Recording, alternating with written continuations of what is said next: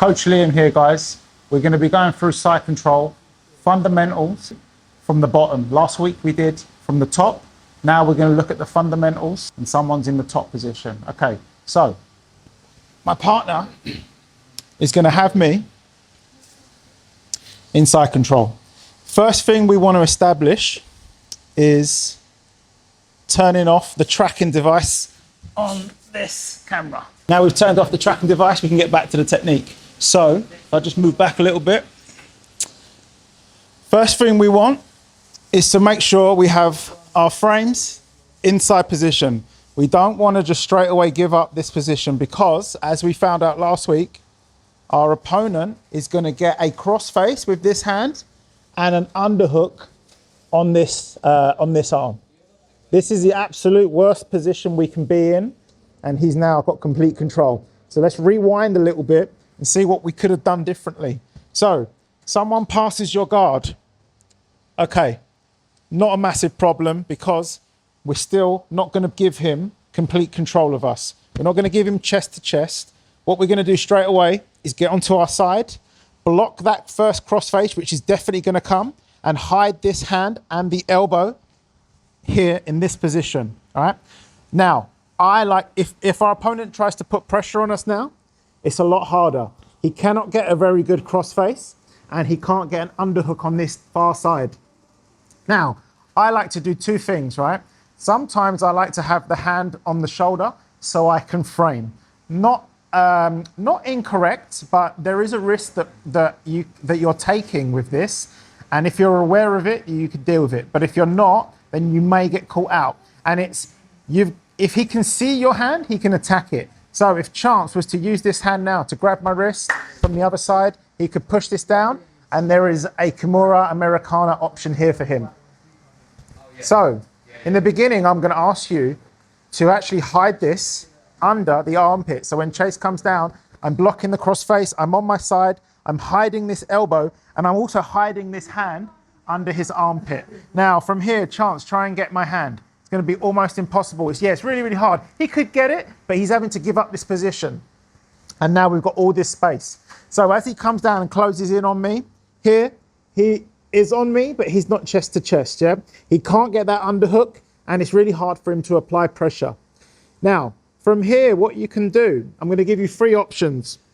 First thing, gable grip, palm to palm, hands here, yeah? Underneath your opponent's armpit. So when he's applying pressure to me, it's going to be really, really hard. He may be able to get a crossface now, but it's not going to be nowhere near as deep. He's not going to be able to put any pressure. Second thing you're going to want to do, block his route to the mount. I like to do that by putting my foot, the sole of my foot on the opposite knee, this knee as close to his hip as possible. We want to kill this space, yeah? We basically want to own this knee-elbow position, right? In an ideal world, these two touch, but it's very, very hard against someone to make these connect, right? If you can make them connect, you're in a fantastic position to retain your guard. If not, it's not the end of the world. 9 times out of 10, you're going to be able to put your foot here, block his route to the mount, which if this isn't here, it's very easy for him to just hop over, yeah? Let's shut that door straight away by doing this, keeping on our side. And from here, when our opponent puts pressure on us, it's going to be a lot easier for us to now create a frame. Now, by doing this, what we're going to do, we are going to take this knee off slightly, do a big bridge. This big bridge is going to allow us to throw our hips out. At the same time, we are going to extend our hands. At this point, what you can do is this right hand, this far hand, is going to go to the hip. This is going to allow us to hip escape out, and he is not going to be able to follow us as easily. He still can, don't get me wrong. This leg here can, but it's just going to buy us a little bit of time for us to hip escape out and retract and put our knee into this position. Some people, they try and get their whole leg through. Don't get me wrong, it can be done, but at certain levels, it's going to be just the very smallest of points, just this knee here, which is absolutely fine because this long frame, this lever here, is going to be able to buy us some space. Yeah, this is the frame. This is all I really wanted. At the same time, I've still got this frame, this stiff arm on his hip. I can now use the free hand to post onto his shoulder, hip escape out one more time. This foot is going to replace the lever here, and I'm going to be able to recover my guard. At some point, you want to be able to get some kind of grip, some kind of control. The control I like to get is collar and sleeve, and then pull to the closed guard if you can. That's my preferred guard. If you have another one, then please go to that guard. But what we're trying to do is recover some sort of guard position. Could be half guard, it could be closed guard, it could be collar sleeve, but basically get out of that bottom position as fast as you can. So that's option number one. Hide your hand. Option number two is going to be same position. This time we're framing on the shoulder, hand exposed, but we're aware of the option that if he tries to attack, we've got our position to mount blocked here as well, pinched right on him. He can't now go to the mount very easily. Same escape here, except now we've got the hand on the shoulder. We're going to do a big bridge, yeah? This bridge is just going to create space because at the moment there's a bit of space here, but in reality, he's going to be here, yeah? So I need to do a big bridge to create some space. Right now, the space is underneath me. So what I'm going to do is use my frames to keep my opponent up. So when I drop my hips, now the space is between us. I can hip escape out, retain my guard here, yeah? I've replaced my guard by putting my knee in. He can now put pressure on me, but I'm now going to put frames on his shoulders. It's going to give me enough time to recover, replace my bottom of my foot here, other foot on the other hip, pull him into my guard, yeah?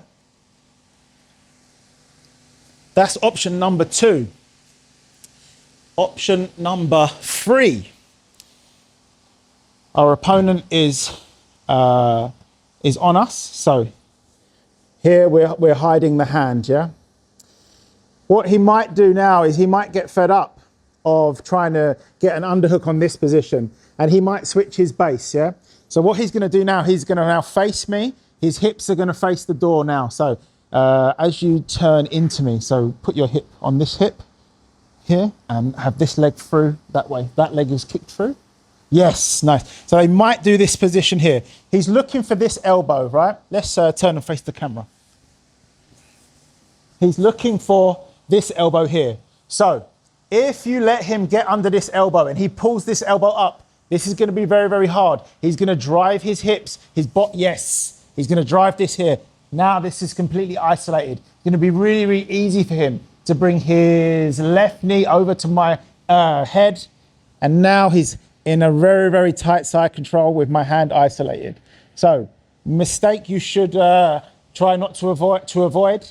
Mistake to avoid is keeping this elbow too high. We want this nice and tight, almost glued to your hip. So if Chance tries to get it now, it's a lot harder, yeah?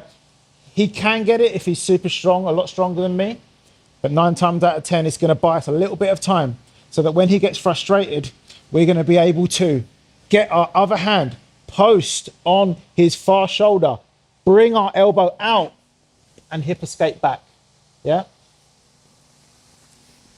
It's hard for him to follow me if he's in this position because I'm framing on that far shoulder, yeah? So when I do come out, he cannot follow me, yeah? I can just frame, hip escape out. If he does nothing, he falls over. If he tries to follow me, there'll be space that I can recover my guard. 9 times out of 10, they're gonna fall into your guard, yeah? So there are 3 options. Again, the fundamentals of the position are keeping this elbow super tight. We don't want him to get an underhook. This elbow again, super tight. We don't want him to get under and isolate. Frame, either on the shoulder, under the shoulder, yeah? So with my partner again, I'm on my side. I'm not allowing him to be flattening me out chest to chest, yeah? This is a bad position to be in. I'm not allowing him to get an underhook on this far side. I'm definitely not allowing him to get under this arm as well. Yeah, again, this is exactly where I don't want to be. So reverse engineering it. The position we want is on our side, hand either framing or tucked under hidden. Other hand either on the hip framing or palm to palm with your other hand, creating some kind of frame so he can't put shoulder pressure. This elbow, I don't want it open, I want it tucked down. So if he looks for an underhook, it can be really, really hard for him. And the last detail, foot to knee, knee to hip, block his route to the mount. If he makes the mistake of trying to come up now, you can use your other foot as a hook to pull him in to a guard. And now he's lost the position. So there you go, guys. 3 options from bottom side control. These are just the fundamentals. If you're a world champion black belt, you're not going to get much from this video. But if you're someone who wants to get into jiu-jitsu, someone who's trying, someone who's a white belt, even blue belt level, and you're getting stuck in positions and you're wondering why, give it a go. Try it with your teammates, your friends. Always welcome to message me on the socials if you get stuck with anything. But I'm going to be posting more fundamentals and we'll just go through it and hopefully you can learn something. Us. Thank you.